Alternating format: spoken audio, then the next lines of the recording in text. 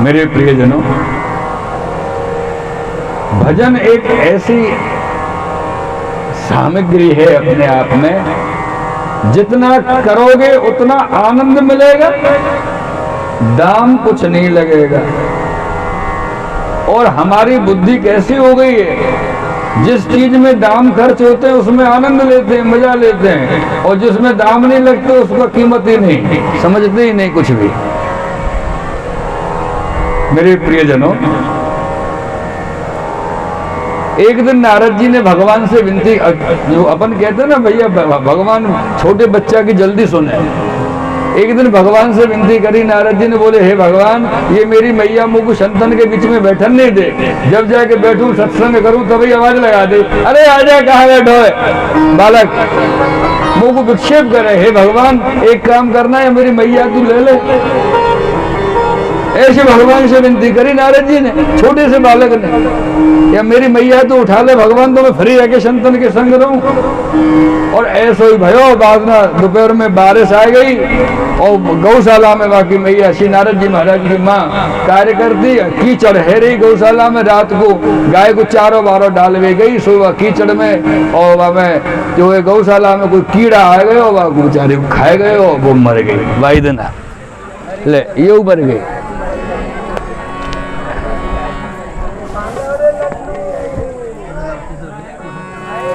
और श्री नारद जी महाराज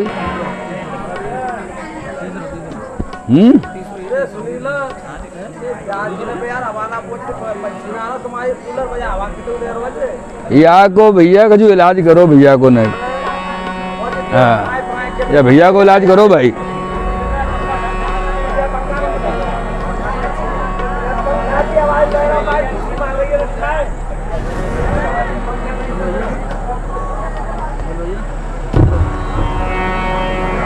ये श्री नारद जी महाराज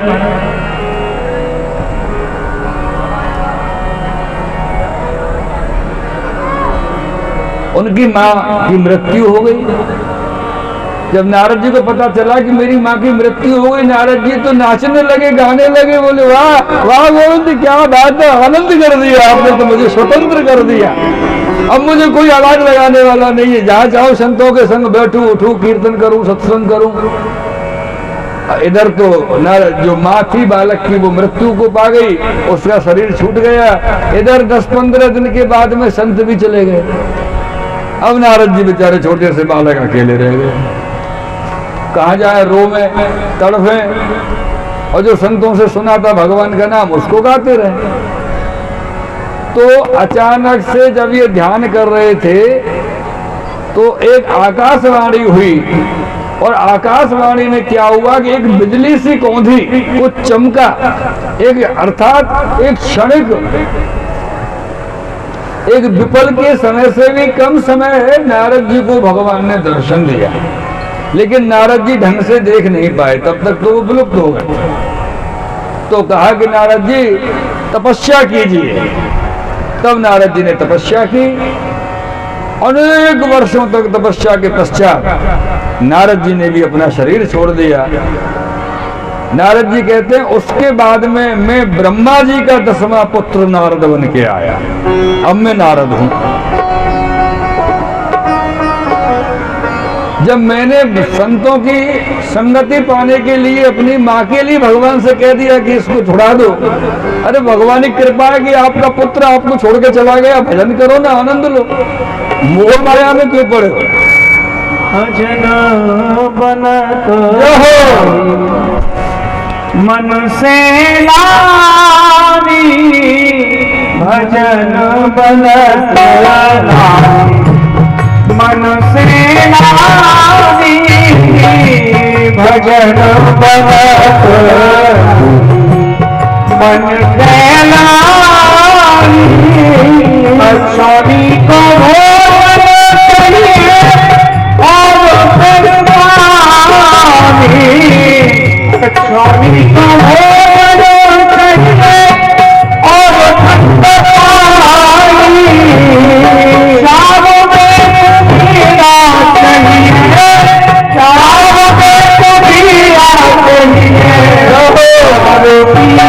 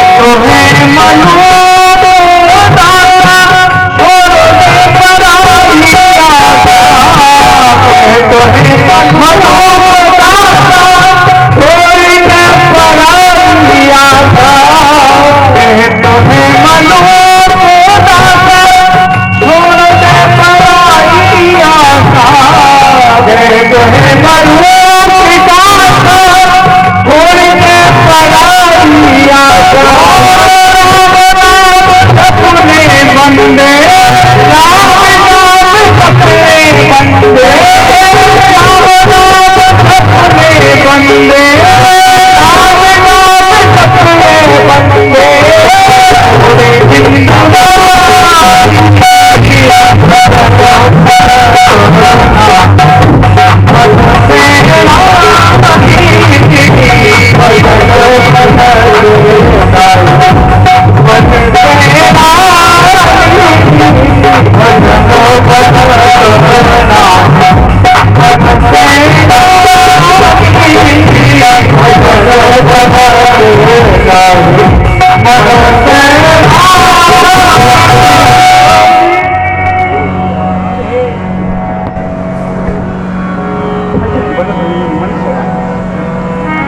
ये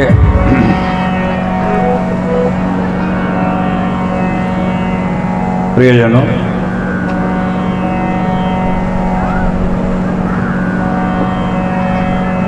भजन का एक ऐसा विषय है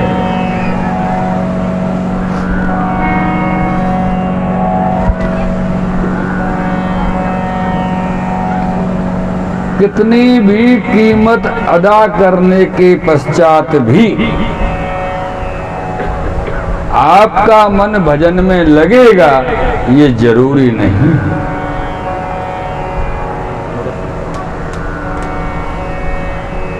ये जरूरी नहीं।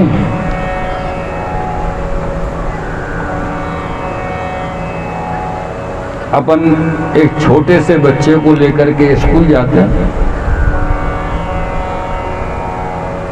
और एक दिन से काम नहीं चलता, 10 दिन 15 दिन 20 दिन लेके जाना पड़ता है। जब तक वहाँ स्कूल में उसके 2-4 फ्रेंड न बन जाएं, बोलने बात करने वाले, तब तक बच्चे का मन नहीं लगता है स्कूल में। वो रोता है, घर के लिए भागता है, और 10-15 दिन में, महीने में जब वो स्कूल में मन लगने लगता है तो फिर अपने आप जाने को तैयार हो जाता है। अर्थात आपने क्या किया, उस बच्चे को स्कूल जाने की आदत डाली। मेरे प्रियजनों, ठीक इसी प्रकार से हमारा जो मन है ना, ऐसा ही आप भजन करिए, मन लगेगा ही नहीं। बगैर भजन के शांत बैठ सकते हो, भजन करने बैठ गए तो पता नहीं कहाँ कहाँ की यात्रा करने चला जाता है।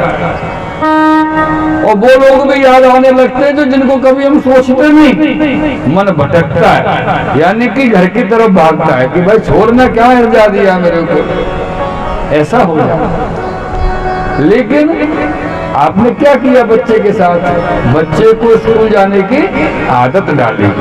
ठीक मेरे प्रेमियों, इसी प्रकार से भजन में मन लगेगा नहीं। भजन में मन लगाने के लिए मन को आदत डालनी पड़ेगी, नहीं लगे।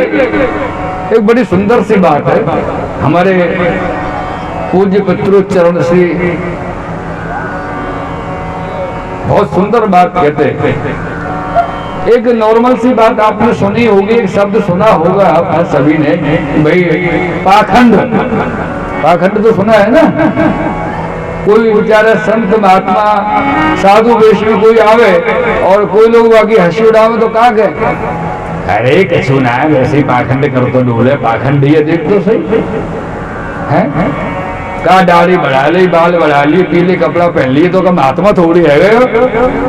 अरे भैया बाने इतनो करो, तू इतनो करके देख तो पता चला तू दाढ़ी बढ़ा, तू बाल बढ़ा, तू पीले कपड़ा पहन, बाकी तेरे रहता सही तब पता चला तुमको कैसे हो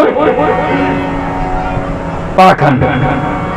तो हमारे पिताजी बड़ी सुंदर बात कहते थे, बोले भैया कोई पाखंड कर रहे हो ना, मैं करन दो।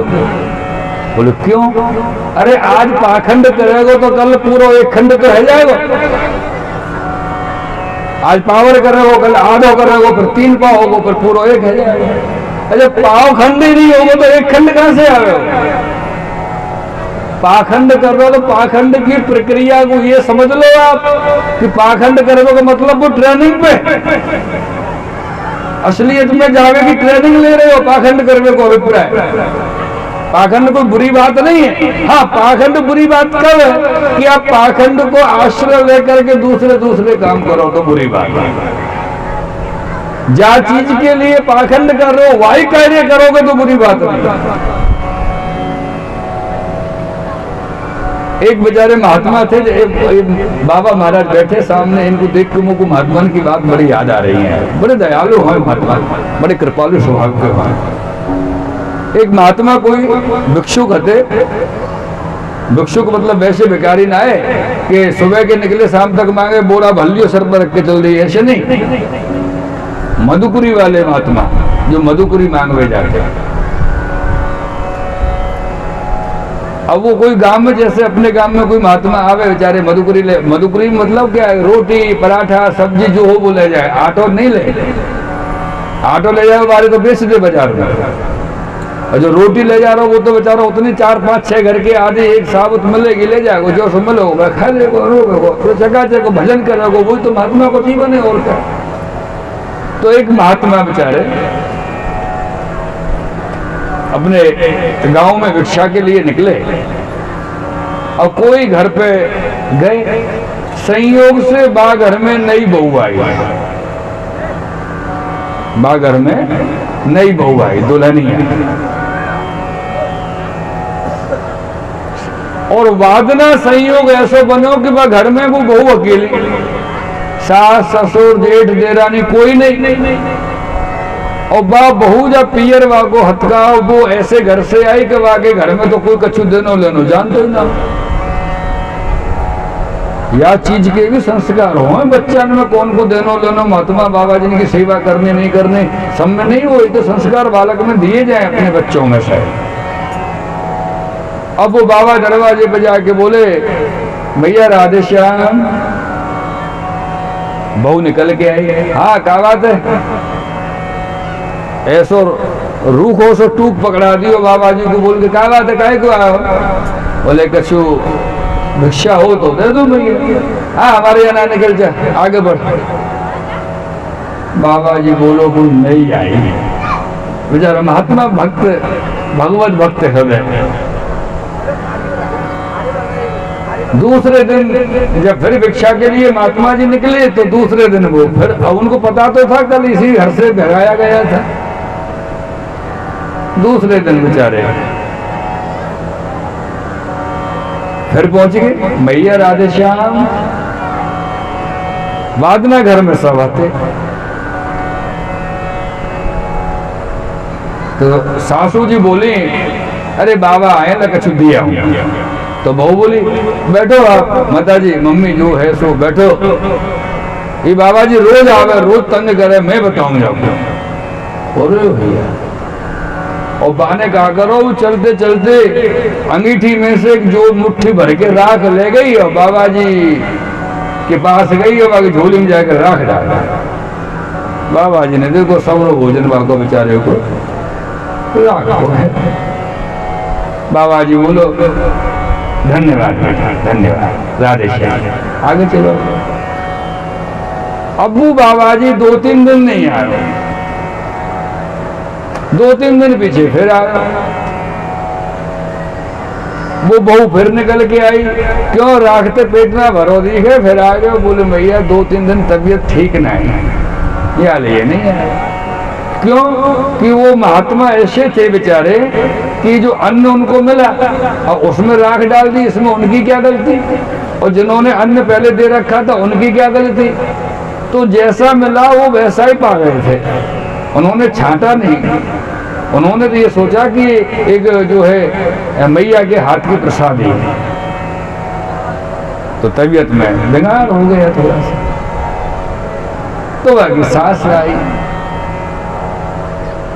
बहू आई और सास आई, बोले बाबा आप 2-3 दिन आए क्यों नहीं, बोले मेरी तबीयत ठीक नहीं, बोले आप ठहरो मैं कुछ लेके आओ। तो बहू बोली कोई जरूरत नहीं। सास की कछु समझ में आई, बोले कहा बात है, तू बड़ी इठी इठी सी आवे बाबा के पास।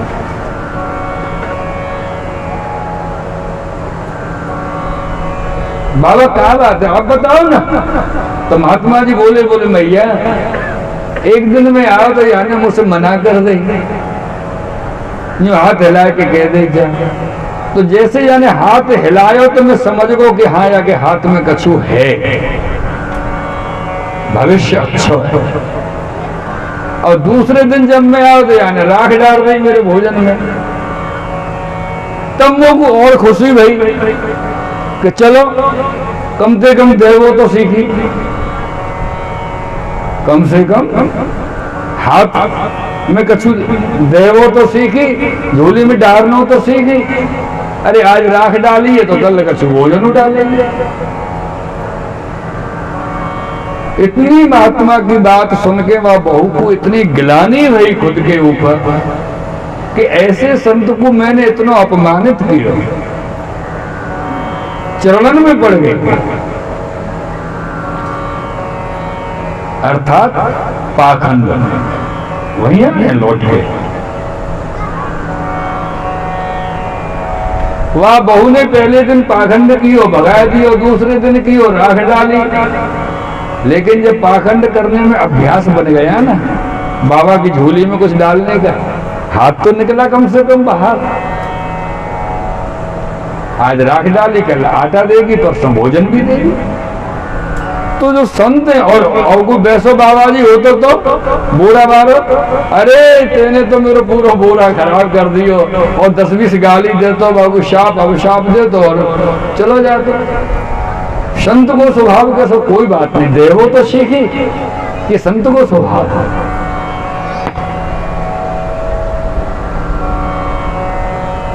तो भाव का जो अर्थ है,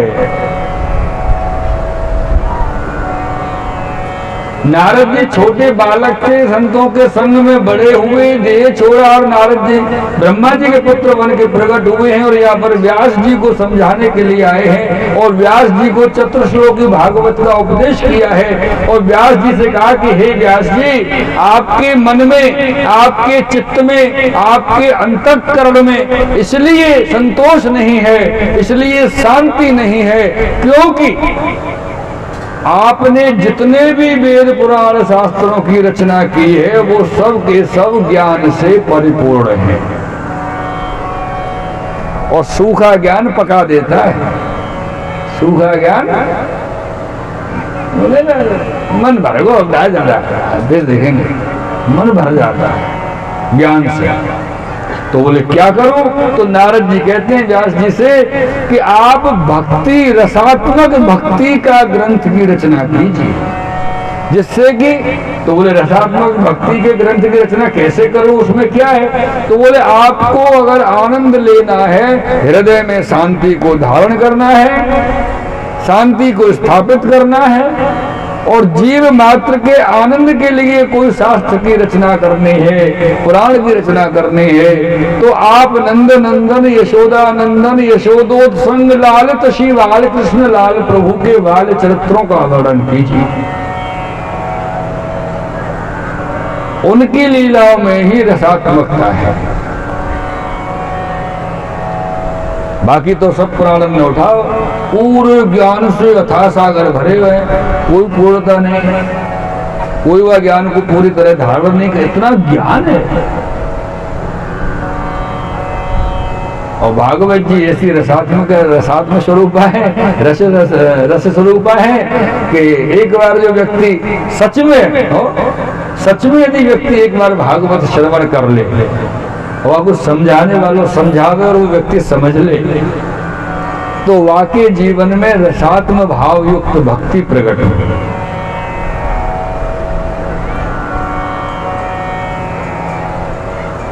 हमको कुछ ऐसा याद आ रहा है, जब पहली बार मिले थे, कौन थे, 6-7 लोगों में से याद नहीं है, वो 15-20 लोग आए थे, उनके बारे में चर्चा थी कि कोई चींटा वाला था, कौन था, क्या थे, जो भी लोग थे। आप यकीन मानिए, मैं आज सिर्फ आपके बीच में बोल रहा हूं ऐसा नहीं है, ये जो रिकॉर्डिंग हो रही है ये ऑल ओवर इंडिया में जाएगी, यूट्यूब चैनल पर, ये चैनल पर जाएगी। श्री कृष्ण पुष्टि भक्ति यूट्यूब चैनल है, जो लोग चलाते हो वो सब्सक्राइब कर लेंगे, तो आगे के वीडियो भी मिलते रहेंगे कथाओं के।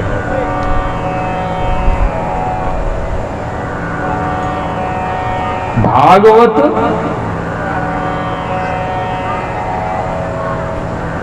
श्री कृष्ण का वांग्मय अंग है।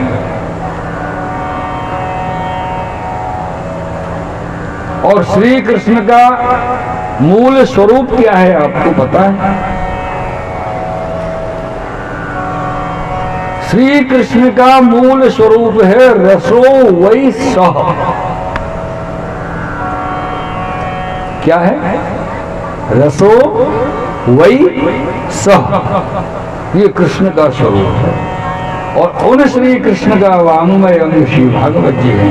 तो वाह में चिमटा बजावे वो कहा काम भैया, इधर आनंद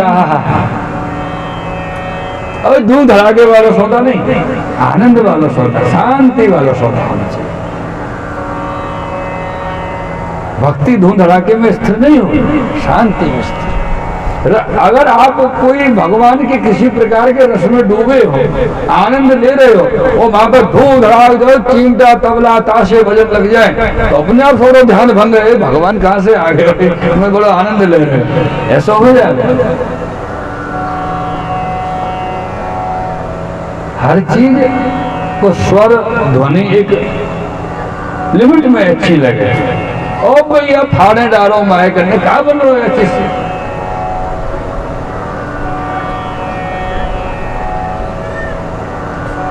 तो रसोमय स का जो स्वरूप है उनका वांग में अंग श्री भागवत जी रसात्म स्वरूप श्रीमद भागवत जी हैं। मेरे प्रियजनों ध्यान रखिए, भागवत जी में श्री नारद जी व्यास जी से निवेदन कर रहे हैं कि हे श्री व्यास जी, आपको यदि अपने अंतःकरण में आनंद युक्त भक्ति को स्थापित करना है तो नंद नंदन यशोदोत्सन्न लालित प्रभु की लीलाओं का वर्णन कीजिए।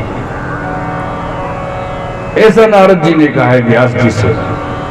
उसके उपरांत में श्री व्यास जी ने जो 4 श्लोक नारद जी ने सुनाए थे उनको, वो 4 श्लोकों को सुनने के बाद 4 श्लोक थे। अहम मेवा समेवाग्रे नान्यद यद सद सत्वरम पश्चादहं रेतश्च योग शिष्येत सोऽस्म्यहम्। ये 4 श्लोक कब प्रकट हुए हैं? ये व्यास जी की रचना नहीं है, भागवत जी की रचना व्यास जी की नहीं है साहब। व्यास जी ने तो 4 श्लोकों पर भागवत जी की 18,000 श्लोकों में टीका की है। मूल रचना तो ये भगवान नारायण के श्रीमुख से सबसे पहले 4 श्लोक भागवत जी के भगवान नारायण के श्रीमुख से प्रकट हुए, जिनके प्रथम श्रोता श्री ब्रह्मा जी थे।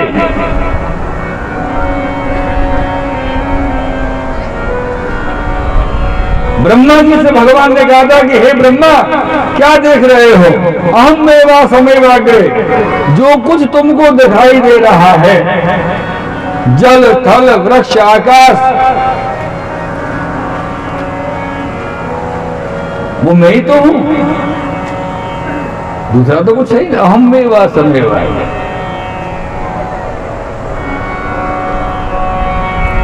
मेरे प्रियजनों, नारद जी की प्रेरणा से श्री व्यास जी महाराज ने भागवत जी की रचना की, अर्थात व्याख्या की 18,000 श्लोकों में। भागवत जी में 18,000 श्लोक हैं।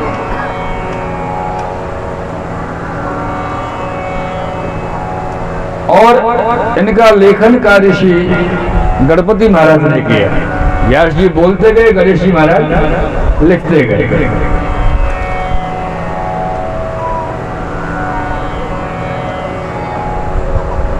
जब ये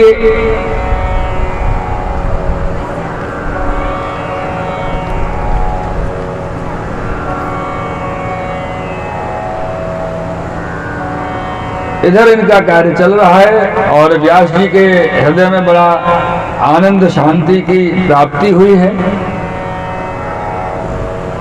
इधर श्री सूत जी महाराज, शौनक आदि ऋषि सूत जी महाराज से निवेदन करते हैं। एक महाभारत का प्रसंग सूत जी महाराज श्रवण करा रहे हैं कि जब महाभारत युद्ध चल रहा था, जिस समय पर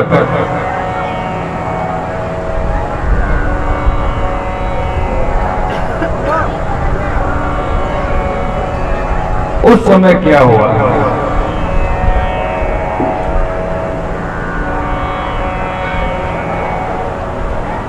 पूरा युद्ध जब विराम हो गया था, कौरव समाप्त हो गए थे, पांडव शेष रह गए थे। पांडवों के 5 पुत्र भी शेष थे।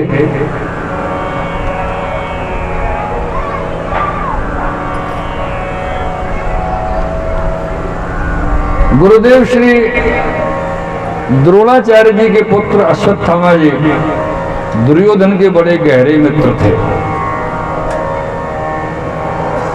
तो ये दुर्योधन के पास गए और जाकर के बात करने लगे। तो दुर्योधन ने कहा कि मित्र, मुझे किसी भी चीज का कोई शोक नहीं है, कोई दुख नहीं है। मेरे 99 भाई मारे गए, मैं भी मरने की शैया पर, मृत्यु शैया पर आ गया हूं, मेरा सब कुछ चला गया है, लेकिन मुझे बिल्कुल भी दुख नहीं है। अगर मेरे मन में किसी बात का थोड़ा सा दुख है तो वो ये इतना सा है कि हम 100 भाई थे, एक भी नहीं बचा, और वो 5 भाई थे, एक भी नहीं मरा। एक भी मर जाता तो हमको लगता कि हमने कुछ किया, बस इतना ही दुख है और कोई कष्ट नहीं है। तो अश्वत्थामा ने कहा, चिंता न करो मित्र, आज ही रात्रि को मैं 5 भाइयों के शव ला करके आपको दे दूंगा।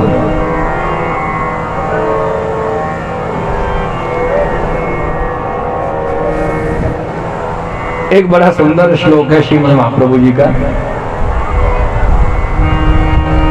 बुद्धि प्रेरक कृष्णस्य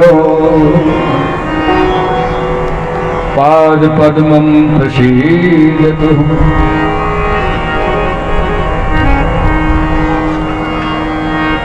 ध्यान समर्थ जीवाना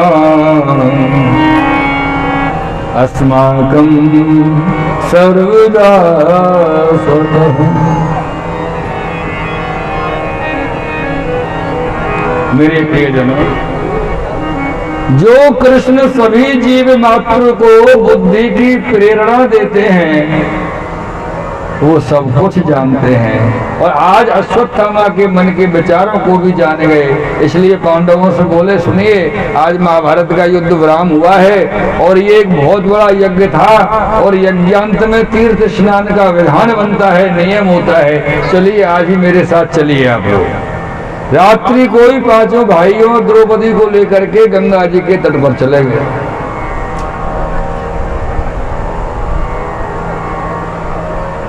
कुरुक्षेत्र में श्री यमुना जी के तट पर पधारा, पूरी रात्रि वनवास किया। इधर अश्वत्थामा आए और जो 5 भाइयों का शिविर था उसमें 5 के पुत्र शयन कर रहे थे। तो क्या हुआ, 5 के पुत्रों को 5 भाई समझ करके और 5 के पुत्रों को मार दिया और उनका शव लेकर के दुर्योधन के सामने पहुंच गए। कौन पहुंचे? श्री अश्वत्थामा जी। मेरे प्रियजनों,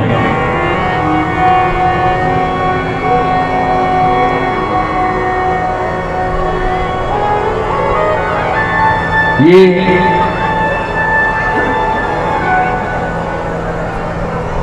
जब दुर्योधन ने 5 सिर देखे, दुर्योधन का नाम क्या था आपको पता है? दुर्योधन का नाम क्या था पता है? चिंता में क्यों पड़ गए? सबको पता दुर्योधन था। सोचो पड़ के पता नहीं व्यास जी क्या नाम बताने वाले हैं नया, ऐसा नहीं था। लेकिन ध्यान रखिए, दुर्योधन बुरा इंसान नहीं था। कुछ जीव तो प्राकृतिक बुरे होते हैं, जो गर्भ से ही बुरे संस्कारों के साथ उत्पन्न होते हैं, जन्म लेते हैं। लेकिन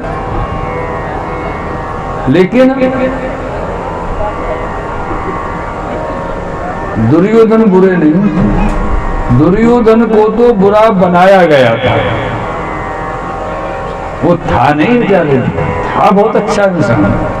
इसीलिए भगवान श्री द्वारकाधीश प्रभु उसको कभी दुर्योधन कह करके संबोधन नहीं करते थे। श्री द्वारकाधीश दुर्योधन को हमेशा हमेशा सुयोधन कहते थे, सुयोधन, दुर्योधन नहीं कहते थे। मेरे प्रियजनों,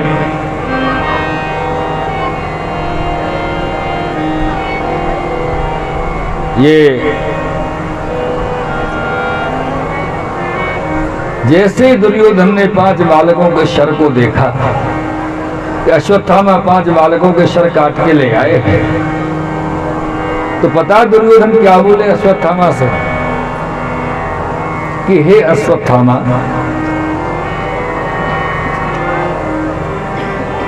पहली बात तो ये थी कि मेरी शत्रुता पांडवों से थी। मैं पांडवों का शत्रु था और पांडव मेरे शत्रु थे। इन बालकों से हमारी कोई शत्रुता नहीं थी, ये तो हमारे बच्चे हैं, इनको क्यों सर काट के लाए? एक बात। दूसरी बात बोले दुर्योधन, हे अश्वत्थामा, सच कहूं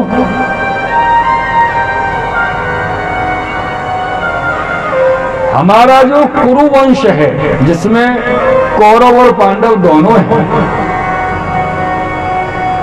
सच बात तो ये है कि हम आपस में जितने बड़े शत्रु नहीं थे, उससे बहुत बड़े शत्रु तो तुम निकले हमारे वंश के। क्यों? पता है क्यों? क्योंकि मेरी तरफ से कोई भी पुरुष बचा नहीं, मेरे संतानें भी नष्ट हो गई महाभारत के युद्ध में। ये पांडवों के पुत्र बचे थे, ठीक है, ये हमारे शत्रु के पुत्र हैं,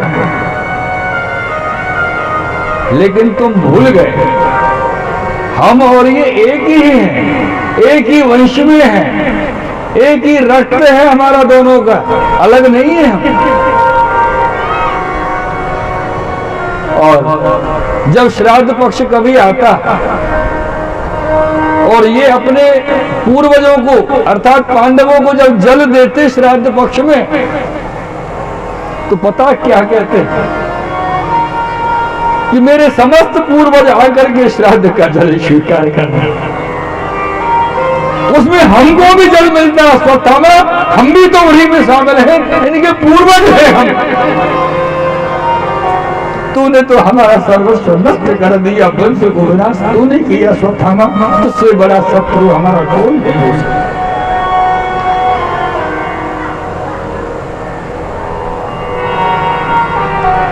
अब अश्वत्थामा के पास कोई जवाब नहीं। इधर जब प्रातः काल हुआ है, भगवान पांडवों को द्रौपदी को लेकर के शिविर में पधारे हैं, और शिविर में आने पर 5 पांडव तो अपने अपने शिविर में चले गए हैं। अर्जुन जो भगवान के विशेष प्रिय सखा है, वो भगवान के शिविर में पधारे हैं। इधर द्रौपदी जी तो मां है,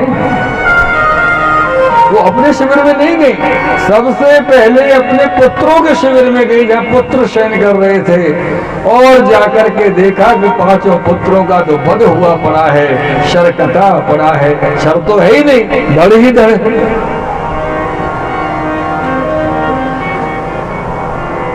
अगर किसी माँ का, किसी भी माँ का एक बेटा मर जाए तो वो क्या करेगा?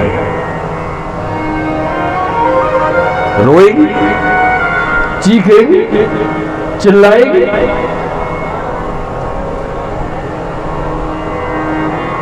लेकिन इधर द्रौपदी के 5 ही पुत्र थे और 5 पुत्र एक साथ मार दिए गए। मेरे प्रियजनों,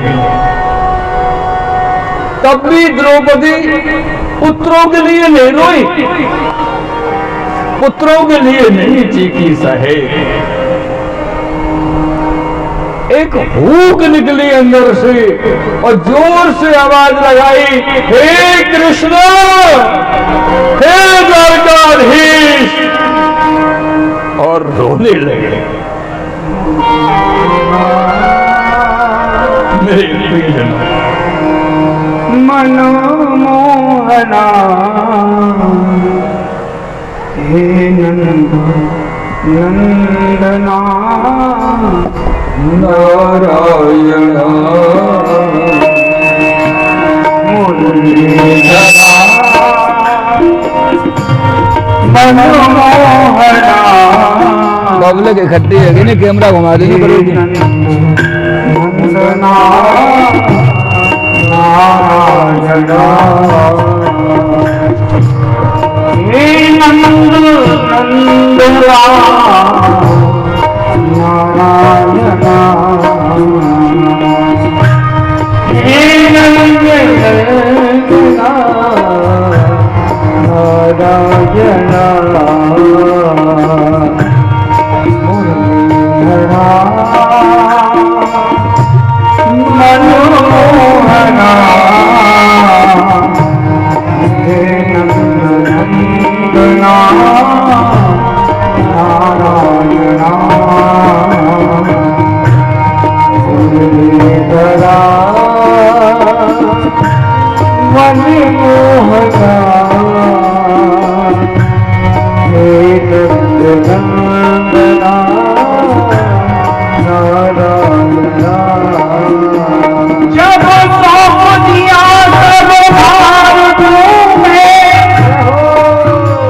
फिर पार या पार हमें है क्या? अब आप ही प्यार विचार करो, अब दीन दुखी को सहारा है क्या? दीन दुखी को सहारा है क्या? अब दीन दुखी को सहारा है क्या? दीन दुखी को सहारा है क्या? मझधार में लाके डुबाओ हमें, या पार लगाओ किनारे किनारा, पार लगाओ किनारे से, हम तेरे हैं तेरे रहेंगे सदा। अब किसी को हारेगा और किसी को हारेगा,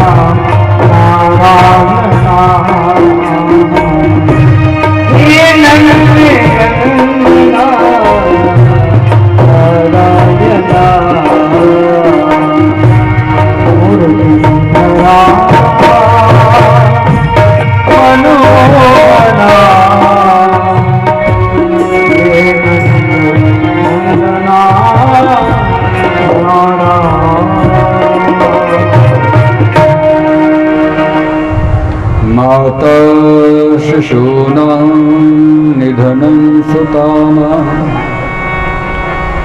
निशम्य घोरं परितप्यमाना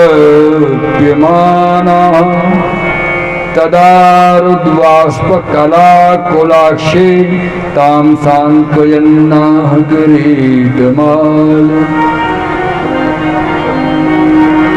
माता शिशूनां निधनं सुतानां, जब उन्होंने पुत्रों को मृत देखा तो उसे गोविंद के नाम की धुन लगाई, टेर लगाई, आवाज लगाई है द्वारकाधीश के नाम की। और ये आवाज को, स्वर को सुनकर के पांचों भाई द्वारकाधीश सब एकत्रित हुए हैं। जाकर के देखा कि द्रौपदी क्यों रोई है, क्या क्यों चीखी अचानक से, क्या हुआ है? तो वहां जाकर के देखा है कि पांचों पुत्रों का तो वध हुआ पड़ा है। पांचों पुत्रों का वध हुआ देख करके देखते ही अर्जुन ने एक प्रतिज्ञा ले ली, आज सूर्य अस्त होने से पूर्व मैं मेरे पुत्रों के वध करने वाले को समाप्त कर दूंगा। ये मेरी अर्जुन प्रतिज्ञा है। प्रतिज्ञा, अब प्रतिज्ञा ली अर्जुन ने, भगवान से पूछ के तो प्रतिज्ञा नहीं ली, जोश आया प्रतिज्ञा ली। अब इसे भगवान क्या करते, उनकी तो कोई गलती नहीं। और जोश में बोला भगवान श्री द्वारकाधीश प्रभु से, केशव जाओ मेरा रथ तैयार करो। केशव बोले क्यों भैया, ऐसे क्यों बोल रहा है? मैं क्या कोई तुम्हारा स्थायी सारथी थोड़ी हूं, अपने सारथी को ले जाओ। तो अर्जुन को ज्ञान हुआ कि मैंने जोश में कुछ गलत तरीके से बोल दिया। गोविंद को बोले गोविंद कृपा कर दीजिए, रथ लाइए ना। ठाकुर जी रथ को लेकर के आए, अर्जुन उस पर चढ़ के चले हैं। इधर अश्वत्थामा को पता चल गया कि अर्जुन मेरी खोज में आ रहा है, और उसको पता चल गया कि अर्जुन मैंने उसके पुत्रों का वध किया, वो मुझे छोड़ेगा नहीं। इसलिए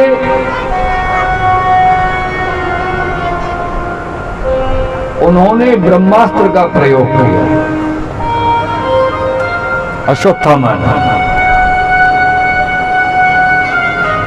ब्रह्मास्त्र का प्रयोग किया।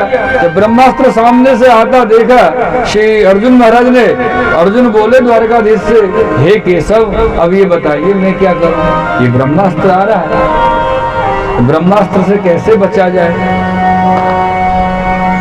तो द्वारकाधीश कहते हैं, हे अर्जुन तुम्हारे पास ब्रह्मास्त्र नहीं है क्या?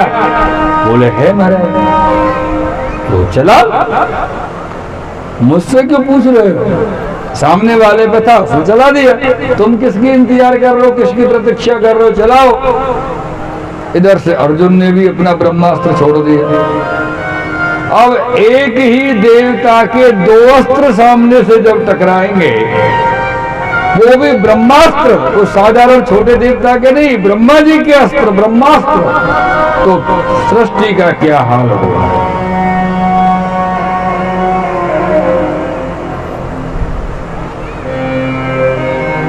वहां पर एक ऋषि प्रकट हुए और उन्होंने दोनों तरफ से आते हुए दोनों अस्त्रों को अपने अपने दोनों हाथों पर रोक लिया। ये उनकी सामर्थ्य थी। बोले टकरा जाएंगे तो सृष्टि खत्म हो जाएगी, टकराने नहीं दिया। और बोले दोनों